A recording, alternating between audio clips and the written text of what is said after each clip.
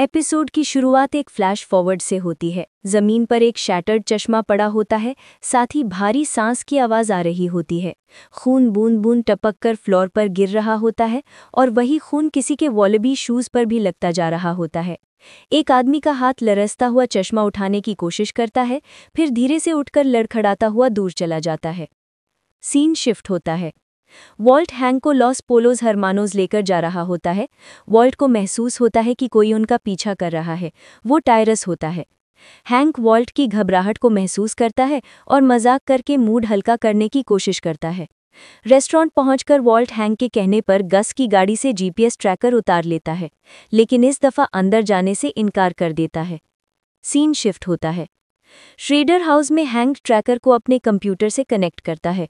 Data देखकर वो और ज्यादा शक में पड़ जाता है, क्योंकि ट्रैकर दिखाता है कि गस रोज सिर्फ एक ही लॉस पोलोज लोकेशन जाता है, जबकि उसकी 13 ब्रांचेज हैं।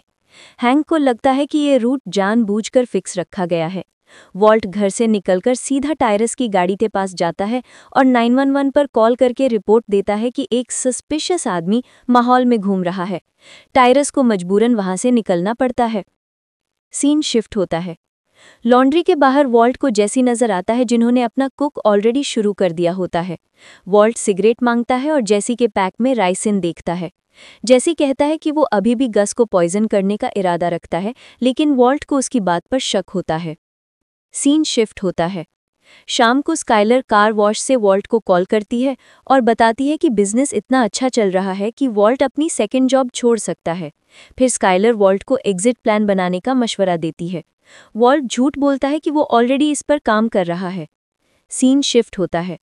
अगली सुबह वॉल्ट हैंक को कॉल करके कहता है कि वो उसे लॉस पोलोज की फैक्ट्री फार्म ले चले, जहां हैंक को शक है कि कोई इल्लीगल ऑपरेशन चल रहा है। वॉल्ट झूठ बोलता है कि उसकी तबीयत खराब है और हैंक को विजिट डिले करने को कहता है।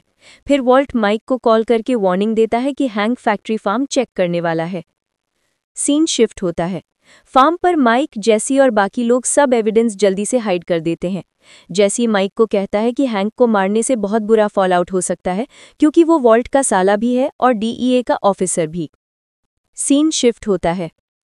अचानक दरवाजे से स्नाइपर फायर होता है। एक गोली लगकर गस का आदमी जेसी के सामने गिर जाता है। माइक जेसी को गिराकर शील्ड के पीछे डाल देता है। हवा में गोलियां चलती रहती हैं। फिर सबको शॉक करते हुए गस खुद बाहर निकलकर सीधा गोलियां चलाने वाले स्नाइपर के सामने खड़ा हो जाता है। गोलियां उसके पैरों के आसपास पड़ती रहती हैं, मगर वो हिलते तक नहीं। स्नाइपर मुस्कुराता है, फिर वहां से चला जाता है। सीन शिफ्ट होता है। रात को गस अपने ऑफिस में कॉल रिसीव करता है। माइक और जेसी सुपर लैब जाके डेड बॉडी डिस्पोज करने का काम शुरू कर देते हैं। वॉल्ट आते ही गस को बुरे अल्फाज में कहने लगता है कि ये सब उसी का प्लान होगा। माइक गुस्से से वॉल्ट को शट अप कहकर काम पर लगने को कहता है। माइक वॉल्ट को वार्न करता है कि दोबारा कभी पुलिस को उनके आदमियों के खिलाफ कॉल ना करे। सीन शिफ्ट होता है। लॉन्ड्री के बाहर जेसी माइक से पूछता है कि फार्म पे जो हुआ वो क्यों हुआ। माइक बताता है कि कार्टेल गस को नहीं मार सकता, क्योंकि उनको गस का डिस्ट्रीब्यूशन सिस्टम चाहिए। जेसी को ये बात बुरी लगती है, जैसे उनकी जान मैटर नहीं करती। सीन शिफ्ट होता है। आईआरएस बिल्डिंग में टेड अपने ऑडिट में बुरा फंस जाता है। तभी स्काइलर अचानक वहां आ जाती है। वो ड्रामा करते हुए बेवकूफ अकाउंटेंट बन जाती है, शॉर्ट स्कर्ट पहने हुए, गूफी बिहेवियर करते हुए, और एजेंट को कन्विंस कर लेती है कि टेड ने कोई फ्रॉड जानबूझकर नहीं किया। एजेंट केस ड्रॉप कर देता है, बस कंडीशन लगाता है कि टेड को 617 लाख रुपए टैक्स रिटर्न और पेनल्टीज चुकाने होंगे। स्काइलर टेड को कहती है कि वो कुछ बेचकर पैसा कमाए, लेकिन टेड के पास कुछ नहीं बचा। सीन शिफ्ट होता है। उस रात जेसी गस के घर डिनर पर होता है। रसोई में खड़े हुए जेसी के हाथ में राइसिन सिगरेट होता है, लेकिन वो पॉइजन नहीं डाल पाता। डिनर पर गस जेसी के सारे सवालों के जवाब देने को रेडी होता है, मगर सिर्फ तब जब जेसी ये बताए कि क्या वो वॉल्ट का फॉर्मूला बिल्कुल सही कुक कर सकता है। जेसी शक करता है कि गस उसे वॉल्ट की जगह रखना चाहता है। गस कामली कहता है कि उसे जेसी की हेल्प चाहिए, वरना वॉर न हो जाए कार्टेल के साथ। सीन शिफ्ट होता है। नाइट टाइम स्काइलर बेड से उठकर क्रॉल स्पेस खोलती है और नीचे रखे हुए कैश पर नजर डालती है। सोचती है कि टेड को कैसे बचाया जाए। सीन शिफ्ट होता है। अगली सुबह वॉल्ट जेसी की गाड़ी से जीपीएस ट्रैकर उतारकर अपने लैपटॉप पर चेक करता है। ट्रैकर दिखाता है कि जेसी पिछली रात गस के घर गया था। वॉल्ट को सब सच पता चल जाता है। सीन शिफ्ट होता है।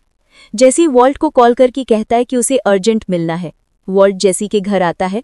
जेसी घबराकर बताता है कि कार्टेल गस पर अटैक कर रहा है और गस ने डील कर ली है। जेसी को मैक्सिको जाना होगा और वॉल्ट का फॉर्मूला कार्टेल केमिस्ट्स को सिखाना होगा। वॉल्ट जेसी से पूछता है कि उसे ये बात कैसे पता चली।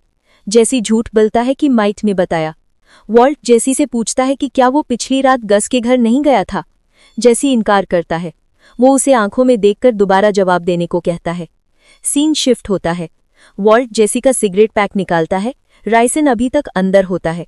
जेसी कहता है कि वो गस को मारने के लिए तैयार था, लेकिन वो स्ट्यू एक ही पॉट से खा रहे थे, इसलिए पॉइजन डालना इम्पॉसिबल था। वॉल्टस पर चीख कर कहता है कि जेसी 2 घंटे 18 मिनट गस के घर था, एक चांस भी नहीं मिला। जेसी शॉक होकर पूछता है कि वॉल्ट को उसके टाइम कैसे पता चला। वॉल्ट जीपीएस ट्रैकर जेसी पर फेंका हुआ दिखाता है। सीन शिफ्ट होता है। जेसी गुस्से से ट्रैकर वॉल्ट के सर पर फेंकता है। वॉल्ट का सर फट जाता है और खून बहने लगता है। जल्द ही वर्बल फाइट एक ब्रूटल फिजिकल फाइट में बदल जाती है। दोनों एक दूसरे को गुस्से से मारते हैं। जेसी वॉल्ट के ग्लासेस तोड़ देता है।